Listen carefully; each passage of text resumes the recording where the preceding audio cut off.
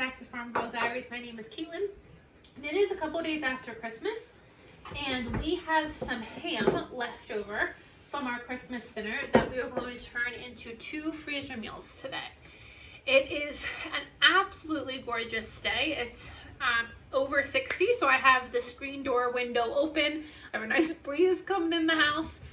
It is beautiful. I'm happy it's beautiful because the radar for the next 10 days looks terrible.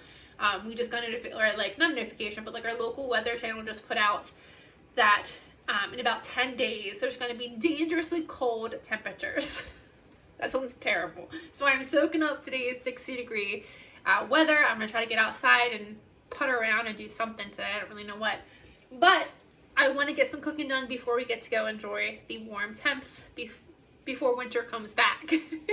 So we're doing 2 things today with our ham. We are doing ham and cheese and potato quiche cups, and we are going to do a ham and cheese pasta. It's ham and cheese macaroni pasta bake.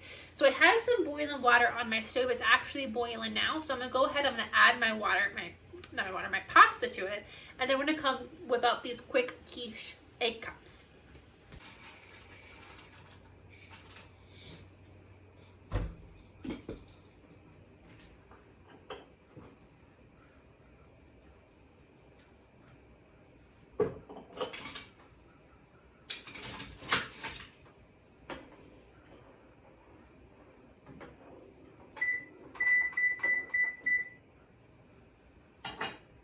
Now I'm setting a timer for that because I don't want that pasta to overcook. These meals are going to go in the freezer, and so if you put al dente or overcooked pasta in the freezer, when you come to reheat it and put it back in the oven to warm it up for dinner, it's not good. So you always, when you're freezing pasta, you want to do it just shy of al dente. So I set the timer for 5 minutes so I don't forget it.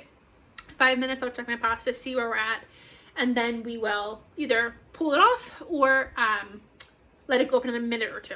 You don't want it fully cooked when we put it in the freezer because we're going to bake it when it comes out of the freezer. So while that's going, let's turn back over here. And we are whipping up some quiche egg cups.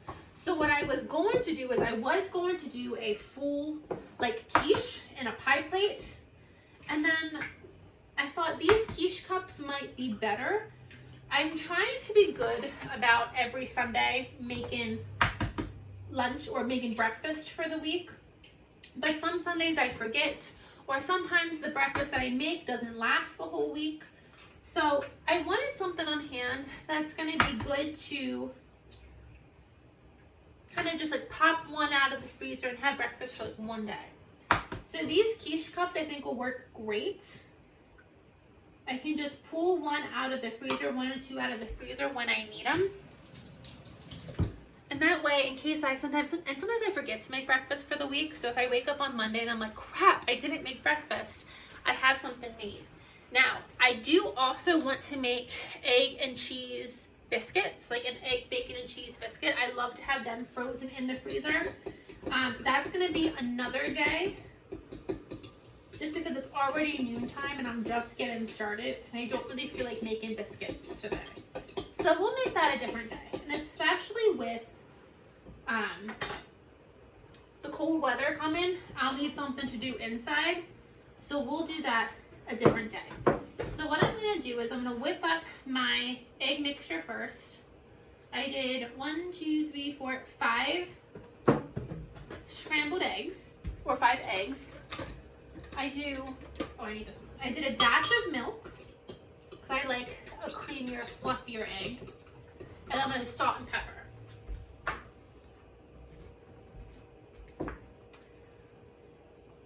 Pepper and salt. Now if you wanted, you could put little crusts around these. I think a quiche has a crust. I'm just doing a crustless quiche. Maybe that's called a frittata.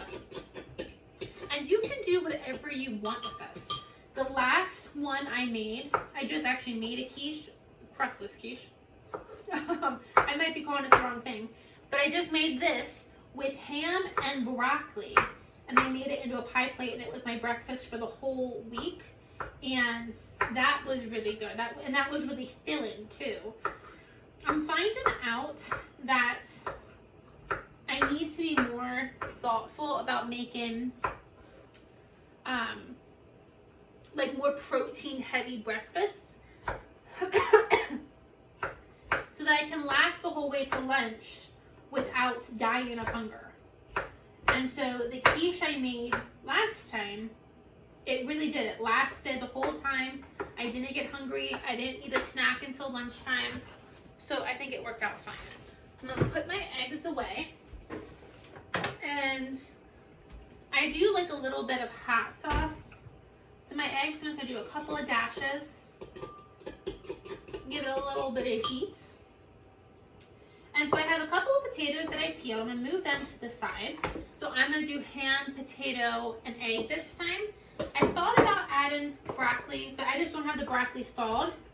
And frozen broccoli is better when you let it thaw, especially when you preserve it yourself, you freeze it yourself. It's better if you let it thaw before you cook with it. And I didn't feel like waiting for it to thaw. So we're just moving ahead without it. And that's fine. So I'm just going to chop up a little bit of my ham for this egg cup. And I want to spray the bottom of my muffin pans so they hopefully don't stick. And I'm going to start by adding my eggs. Our pasta is boiling. Let's check it out. Now, I am going to strain it because if I let the pasta sit, it will continue to cook. So I'm just going to let that sit. I'm going to run some cold water over it.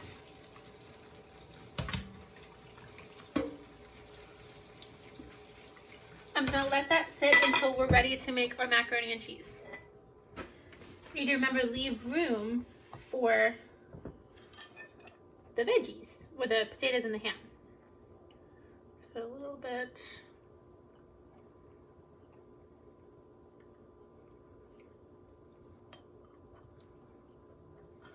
Okay. I'm just going to do, that one needs a little bit more.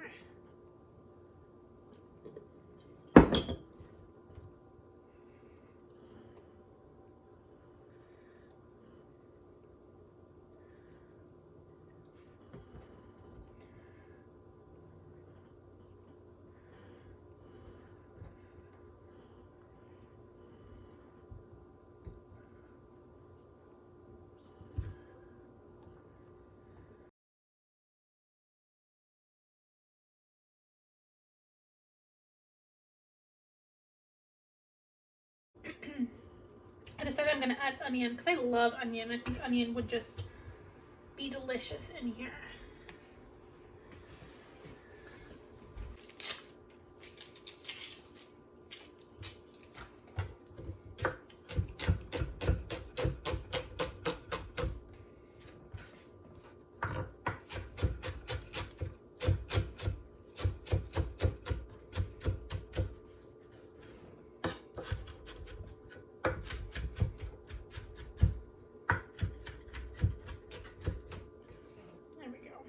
Some finely diced onion, just a little bit.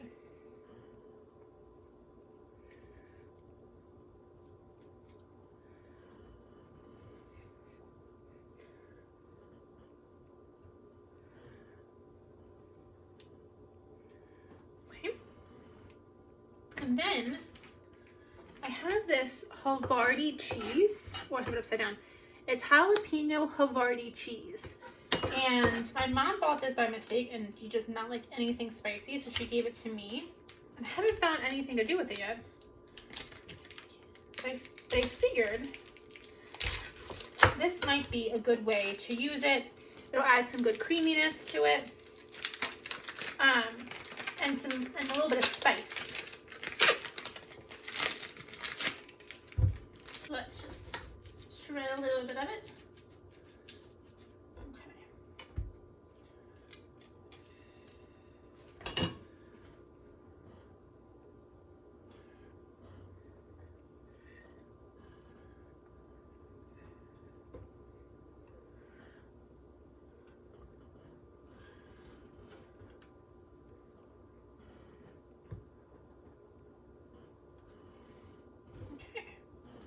That's one done. Let's make another 6.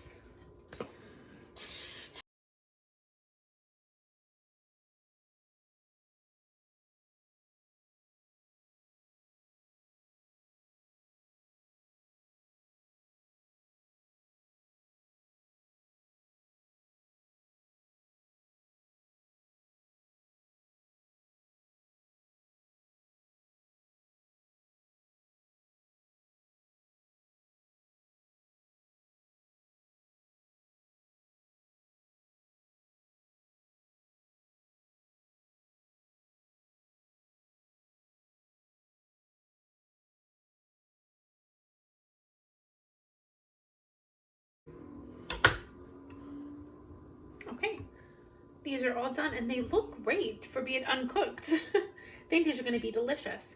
So I'm going to put them in the oven at 375. We're going to start them at about 10 minutes and see if the eggs are cooked after 10 minutes.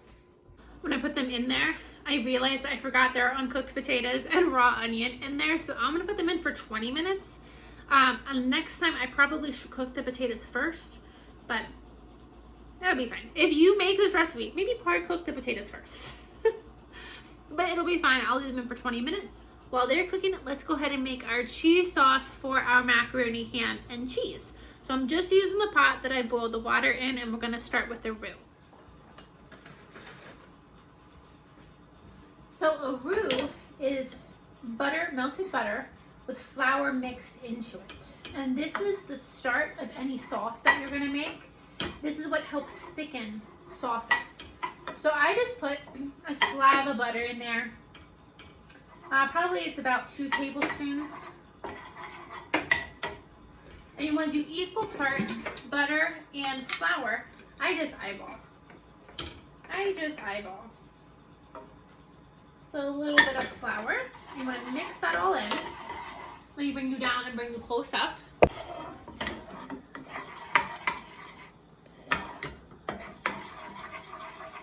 And so what we're looking for is we're looking for the flour and the butter to combine. And you want to let it cook for about a minute.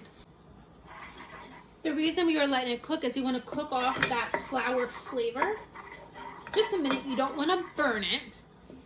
And what we're looking for, to see this bubbling that's happening here, you want to be able to drag your spoon through the roux and the roux doesn't kind of come back together.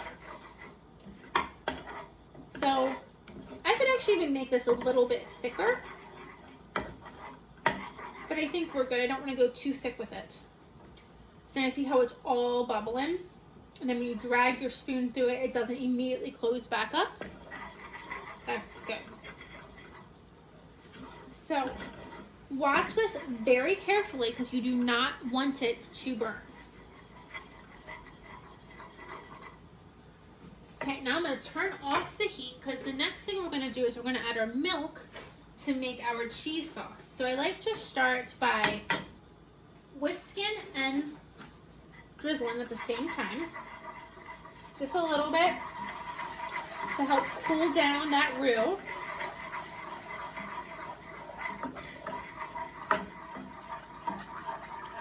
And then we add in our milk.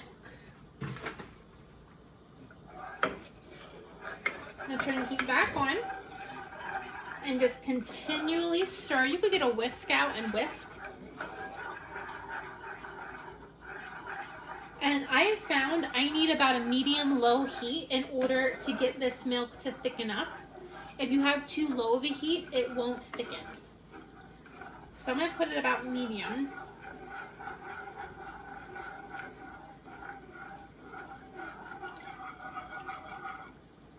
Okay, and I think I am going to switch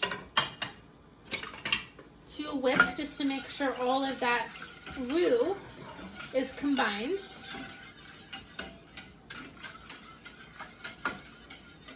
Okay.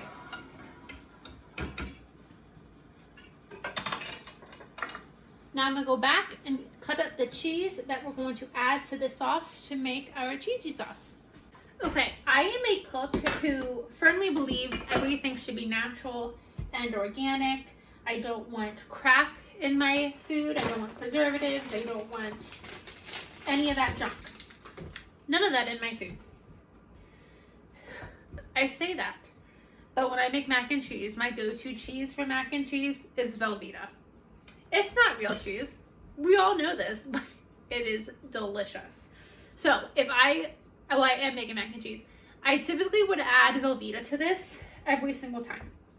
I am not going to add Velveeta this time just because I don't have an open container of Velveeta, and I have a lot of open containers of like cheddar cheeses from and pepper jack from Christmas. So I want to use up these cheeses, and we're going to see if I like the level of cheesiness that I get. Typically, I don't. Typically, I need my Velveeta. So we're going to see what we get. So I have some cheddar cheese. I sliced off a hunk of that Havarti. I think Havarti is Harry Potter. Something like that. Is Ron's date to the Yule Ball. I think it's, I don't know. Maybe I'm making that up too. And then I'm going to add a hunk of pepper jack. I think that will give it a nice, between this and the Havarti, I think that'll give it a nice spice. And then I just have a little bit of onion left over from my egg cups. I'm just going to throw that in there because onion is delicious. So we're going to throw this into our cheese mixture.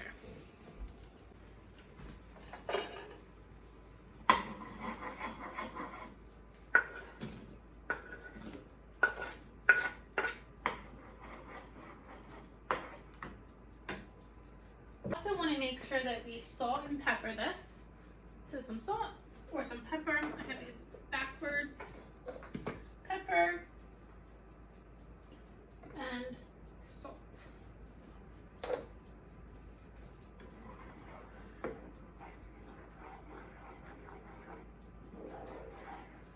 I'm also going to add just a dash of ground mustard. Just a dash. So while I was thinking of ways to use up my leftover ham, I came up with actually a lot of different ideas, and I currently don't have enough ham to do all of my ideas.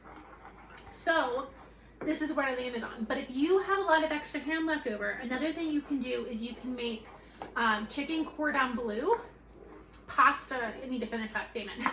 Chicken cordon bleu pasta bake. So it's very similar to this. You make it, instead of making like a cheddar cheese sauce, you make a Swiss cheese mustardy cream sauce. Toss it with pasta and your ham. Throw it in a casserole dish.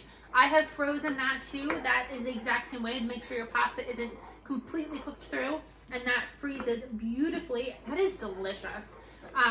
The sauce that I make is just a cheese. I do heavy on the Swiss and heavy on the mustard because I really like those flavors together, and that's a typical cordon bleu.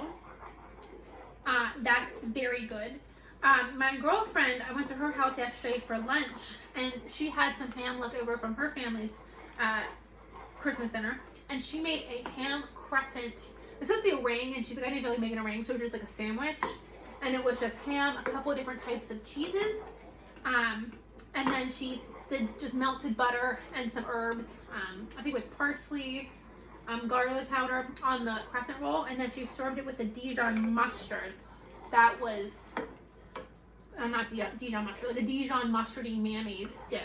So good. I'm 100% going to get some more ham. You don't have to buy some ham to make that because that was so good. So those are the ways that I was planning on using up my ham. But as of right now, this is all the ham that I have. So this is what I'm choosing to do. I think it's going to be delicious. So my cheesy sauce is melted. So let me go ahead and give this a try and see what it tastes like.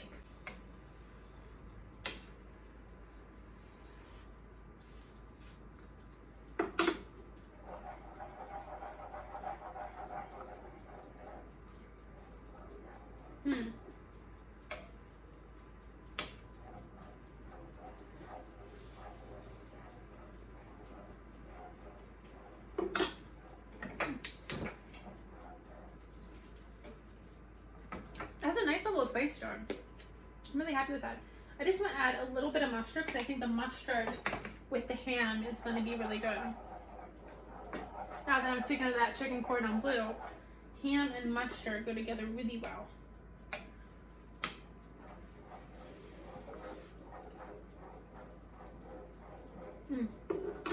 it's good. So the reason I don't really like using like cheddar cheeses for macaroni and cheese sauce is because it is grainy. I don't know how to get it to not be grainy, I'll be completely honest. It's not as smooth as my Velveeta would be. So if anyone knows why that is, please tell me. Okay, so I'm just gonna mix everything up in this pot. So let me get my pasta. Get all of that in there. Let me get that all mixed together. And now I need to go chop up my ham. And I'm actually gonna turn this off and let me get my ham. And you can kind of see it's a little grainy, but it tastes good. It doesn't really taste grainy, but it's not as smooth as my Velveeta would have been. So let me just let that sit and let's go chop up our ham. Okay, I chopped up the rest of my ham. I also thought about adding broccoli into here, but for the same reason I didn't add broccoli to the quiches, it wasn't thawed. So I'm just gonna go ahead.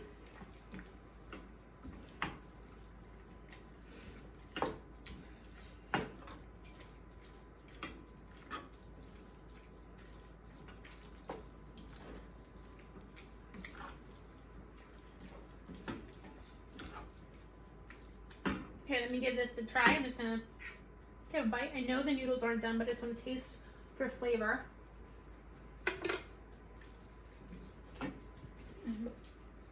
Just needs a touch more salt. And then I think it's done. My quiche is just dinged. Okay. So let's transfer this to a dish that I'm gonna put in the freezer that then can go into the oven. Now, if you wanted to eat this now, you could just put this directly into the oven now, but because I'm going to do this for a future meal, I don't need to bake it right now.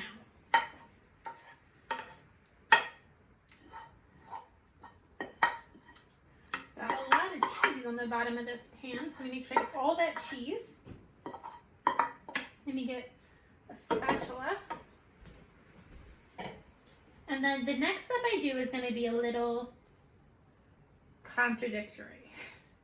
I made a chicken, broccoli, and cheese freezer bake over probably back in the spring, and I just ate that recently. That was really good. But on the top of it, I like to do my baked cheeses. I like to do like a topping, and so you can do anything like Ritz crackers. You can do whatever you want. I think Ritz crackers, breadcrumbs are probably the most common. I do something different.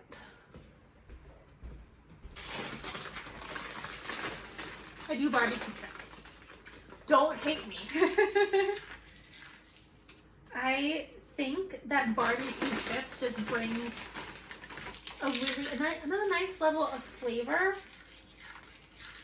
and a nice crunch to this.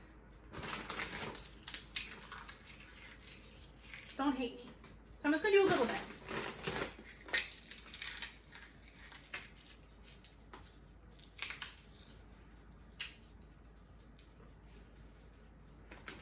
Just a few chips. And a couple for me. Now I've frozen these chips before. I've done this before with the chips and they don't get soggy. They cook up really nice, so I think I'm okay doing this. I am gonna let this cool completely.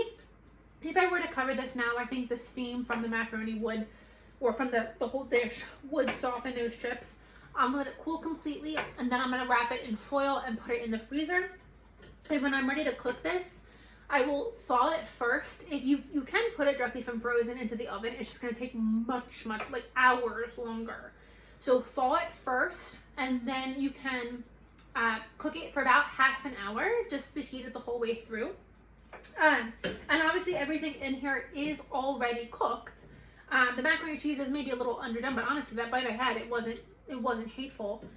So if you really wanted to, you could always just scoop directly from this and heat it in the microwave and eat it without putting it in the oven. So that is one dish done. And with macaroni and cheese, that freezes really, really well, especially as long as you don't overcook that pasta. So there are so many different things that you can do with either macaroni and cheese or with pasta. I'm looking for freezer meals the pasta routes, there are a ton of different ways to go. You can add all kinds of stuff to macaroni and cheese. Do like a bacon corn macaroni and cheese. You could do like a chicken broccoli macaroni and cheese, which I did, which was delicious. You can play with the different types of cheeses. That one chicken broccoli mac and cheese I did a smoked Gouda, which I'm like, I don't know if I'm gonna like that, but I did. It was fantastic. So there's a lot of different ways you can play with these dishes and then throw them in the freezer, and you have a side dish. If you don't add any meat to it, you just have a side dish in the freezer ready to go, or you can make it a whole meal itself by adding meat and or veggies. So this is a great, easy way to make your future life a little bit easier, a little bit happier, a little bit less work.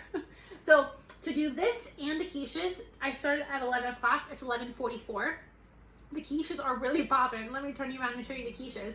They weren't done. They were in for 20 minutes. They weren't done. So I put them back in. I'm going to put them back in for another 10 minutes, and then they should be done. Potatoes might be a little crunchy. Potatoes might not be done. I'm hoping they are done. At that point, they will have been in there for 30 minutes.